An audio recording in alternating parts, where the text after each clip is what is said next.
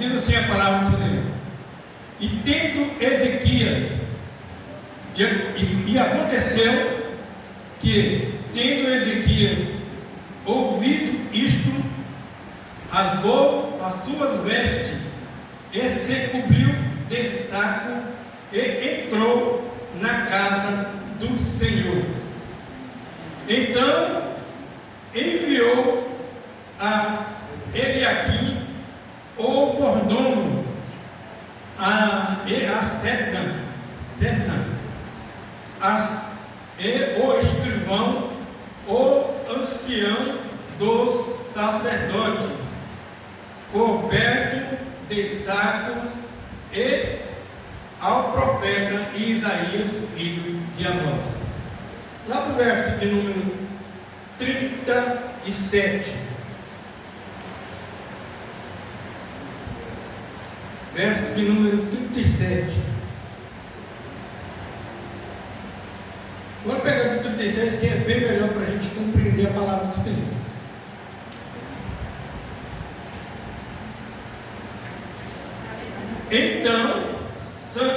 Então, Senaqueribe, rei da Síria, partiu e se foi e voltou-se.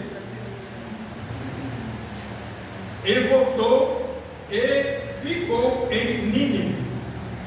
E sucedeu que, estando ele prostrado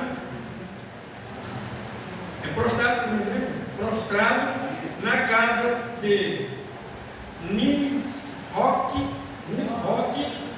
seu deus, Adrimeleque, e me ajuda aí. Serezé, seu filho, o feriu a espada, porém eles escaparam para a terra de Ararat, e Argon, seu filho, reinou em seu lugar. Amém? Podemos nos assentar, dando uma salva de palmas para o nosso Senhor.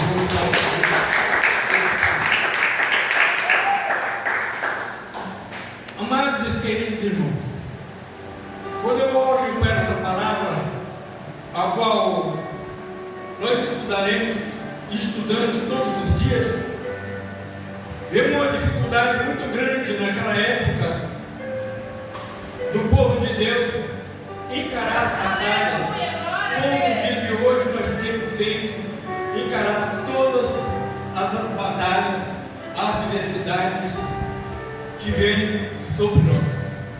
Aqui conta uma história e a narrativa da palavra que fala sobre a vida de Ezequias, um rei que andou em retidão na presença de Deus, jamais teve desviado da palavra do Senhor, o qual entrou no templo também para orar.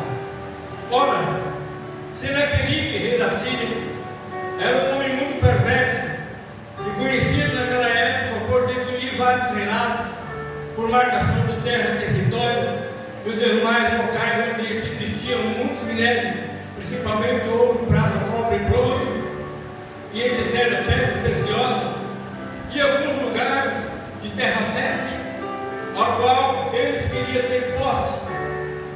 Mas tendo um homem segundo o coração de Deus, ao qual o rei Ezequias, tomando certo dia, ele escreveu para Senaqueribe, a qual Senaqueribe já tinha afrontado o povo de Deus, e dizendo que ia tomar aquela terra a todo custo, e era a terra de Judá, a cidade de Judá, envolve o círculo vizinho de Judá. E Senaqueribe, um rei de coração duro, cheio de blasfêmia, cheio de deuses estranhos, Deus que não caminhava, que não olhava, que não cheirava, não pegava, jamais não palpava, não ouvia, era surdo, mudo, cego, aleijado e não podia ser apalpado.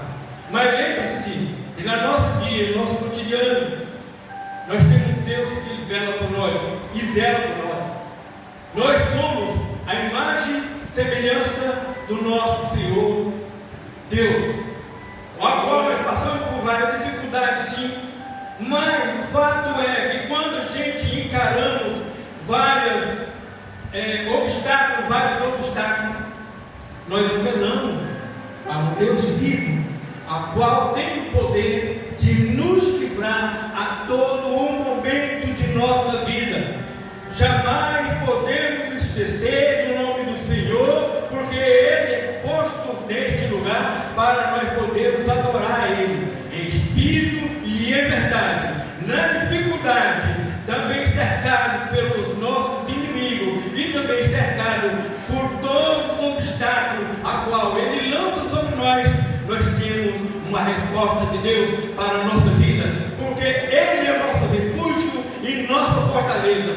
Nós devemos se apegar a Deus a todos os momentos. Nós vemos aqui a palavra falando a respeito de Senaqueribe, a qual era muito ruim. Também nós vimos falar também do rei Ezequias, a qual, quando soube desta palavra, que Senaqueribe vinha para poder tomar a cidade de Judá, tomar o reino de Israel, a qual ele já tinha tomado Jerusalém, a qual o povo de Deus tinha desobedecido, o reinado de Jerusalém já tinha desobedecido ao nosso Senhor, o qual também o próprio Deus de Israel o entregara na mão do inimigo, mas que se ele um dia pudesse se voltar e se arrepender dos nossos pecados de Israel, para se redimir na presença de Deus, para que seja perdoado o pecado, para que a nação fosse restaurada posteriormente.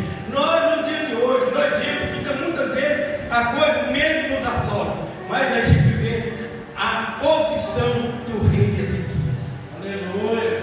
Rei Ezequias, no momento, ele não apavorou, mas ele lembrou: este homem vai vir, vai tentar destruir a Judá. E nós não podemos aceitar uma coisa dessa. A qual também Senaqueribe afrontou o próprio Deus de Israel. O que Ezequias fez? Ezequias tomou uma posição, foi falar com o nome de Deus, e era o profeta Elias. E ele chegou diante do profeta Elias e disse: venho a ti. Foi ele, foi o sacerdote e o servo dele, todo vestido de saco, pano de saco. Isso significa que você está voltando ao pó, que você está se humilhando diante de Deus. Aí ele disse dessa forma: o que faremos nós para que este povo, para que Senaqueribe não venha destruir o povo de Judá? Aí ele disse: o Senhor diz assim a palavra, que Senaqueribe afrontou o Deus de Israel, e ele vos dará ele nas tuas mãos. Vocês não precisam usar espada, prestem bem atenção nessa situação. Vocês não usarão espada, vocês não usarão capacete, vocês não usarão também as vestes de guerra, a qual o Senhor pelejará por vós. O Senhor dará uma resposta em tempo hábil para que você esteja fora do alcance do inimigo. Mas a atitude do rei Ezequias foi pegar em oração. Ele chamou o povo para orar. Ele se trancou no templo e foi orar a Deus, ao qual o Senhor também o deu a resposta através do profeta Elias, a qual disse: que acalma o teu coração, tenha bom ânimo, que Deus não vai te desamparar. Isso ele está dizendo para nós nesta noite, para a gente acalmar o nosso coração e ver que a terra vem, a necessidade, a dificuldade, os obstáculos, mas você passará por cima. Você, se for água, você vai passar caminhando, se for fogo, não te queimará. Você tem uma coisa muito interessante, um item muito interessante e muito respeitado, que é a fé. acreditei em Deus. Era uma enorme montanha, a qual tinha uma montanha muito grande, era o exército de Sinaqueribe. 185 mil assírios que se locomoveu para as montanhas perto de Judá.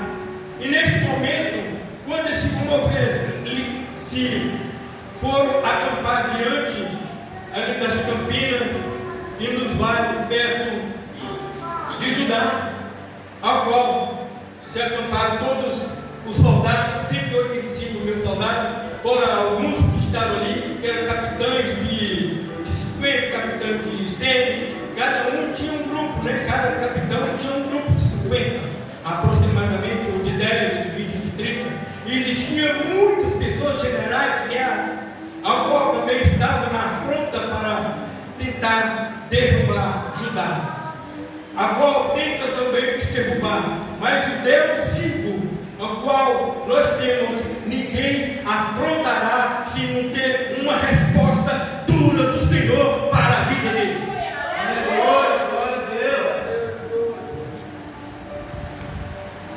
E nesse momento, quando ele se sentiu acuado,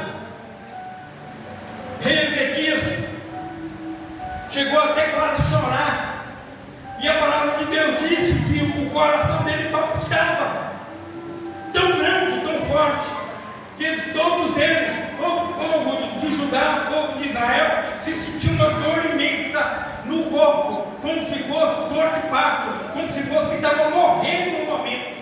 Imagina, irmão, você sentir fatigado, como se fosse uma dor que está te matando, está vindo um inimigo que está te destruir, e você tem uma resposta de Deus para a tua vida.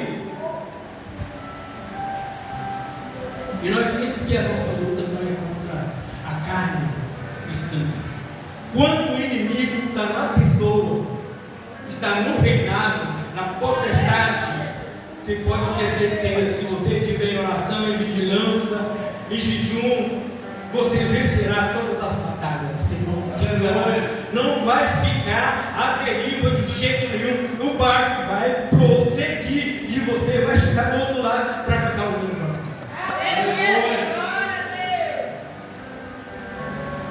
Todo Israel, vamos orar, vamos jejuar. Jejuaram 40 dias, 40 noites. Perdão, 3 dias e 3 noites. 40 dias foi outra coisa. 3 dias e 3 noites. E foi cercado, Judá foi cercado de soldados assim. Aí o Senhor disse dessa forma, a qual Sinaqueribe, rei da Síria, não afrontaste o povo de Israel, mas afrontaste a mim, porque ele disse que era maior do que o seu Deus, porque ele disse para Ezequias: quem és tu, Ezequias? Ó rei Ezequias, cadê o seu Deus? Na maior, como é que é o nome que a gente vamos dizer, ironia, cadê o seu Deus? Eu assolei todas as cidades circunvizinhas. Cadê o seu Deus que não faz nada? Cadê o Deus de Jerusalém? Cadê o Deus de Israel? E ele disse desta forma: eu sou maior do que o seu Deus. E Deus não gostou da posição de Sinaqueribe. Ele tinha um coração duro, como ele era assim, e nós sempre vemos aí as histórias das Sírias, a história da cidade de Nínive, que é a capital da Síria. Nós vimos como é que era o povo da Síria. Até então Jonas foi pregar lá em Nínive, no qual era um povo ruim, duro de coração.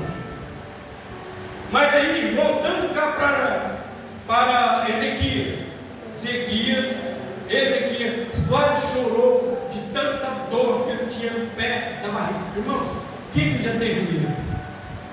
Quem já teve medo? É natural da gente ter medo. É natural da gente ter medo. Quem já teve medo assim, de dar aquela fadiga no pé da barriga, na boca do estômago, assim, parece que a gente não vai aguentar, a gente começa a ficar tonto, começa a ficar bem fora de si, daqui a pouco é perigoso até desmaiar. A maioria das pessoas desmaia editor, estava dessa forma. Ele disse que era a ponto de sair para fora a dor do parto. Era como se fosse a dor do parto que ele estava sentindo. Todo o povo de Israel. Mas, quando chegou um certo momento, ele se levantou e disse: meu Deus, tenha misericórdia do seu povo, ao qual clama por justiça. E quando foi uma certa noite, Israel dormiu, e também dormiu os soldados dos assírios. E quando foi um certo momento, o Senhor se levantou para livrar Israel. Naquele acampamento havia 185 mil soldados, ao qual eram homens valorosos de guerra, mas para Deus não há obstáculo nenhum. E passou o anjo do Senhor e feriu 185 mil soldados, matou 185 mil soldados, sem o povo de Israel usar espada, machado, faca, enxadão, essas coisas assim, para ferir o povo de Nínive, o povo assírio. E o nosso Deus deu livramento para aquele povo através do Espírito Santo. O próprio Deus se levantou e disse: você não afrontaste a mim, você não afrontaste este povo, mas afrontaste a mim. Você é blasfêmio, homem do coração ruim, do coração perverso, e tirou a vida de 185 mil soldados. Aleluia! Ora, o obstáculo não está passando pela tua vida, 185 mil soldados, seu vizinho, quem é que afrontou? O inimigo. Você tem fé para mover montanha. Aleluia, Jesus.